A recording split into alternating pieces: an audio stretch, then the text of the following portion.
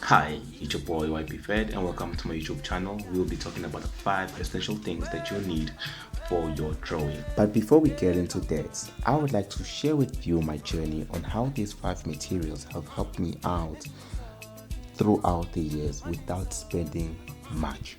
Keeping in mind that all that I'll be telling you right now, I've obtained them through experience. So from one of the first drawings to the next and the next and the next and the next, you can see that there is improvement. Each drawing is better than the previous one. It's better through shading, through proportionality. Even the passion that I was drawing with grew because I can see that I was developing with the aim of obtaining a realistic drawing. So what are these 5 essential drawing materials that every beginner needs? Mind you that if you use this material accordingly, you can go far till you are financially stable to buy advanced materials. And the first thing that you need is a lead pencil. The alphabet and numbers written on pencils describe how dark or light the pencils are when you apply them on the paper. As you can see from the chart, as you go from HB to H, 2H, 3H, the pencil gets more lighter, and as you move from B to B, 4B, the pencils will become more dark.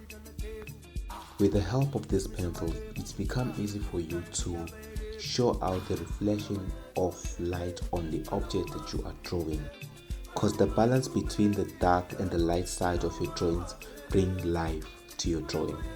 So for anybody out there who's trying to start drawing, I would advise them to get a 4B pencil, 2B pencil, HB pencil, and a 2H pencil. These are the pencils that you need as a beginner.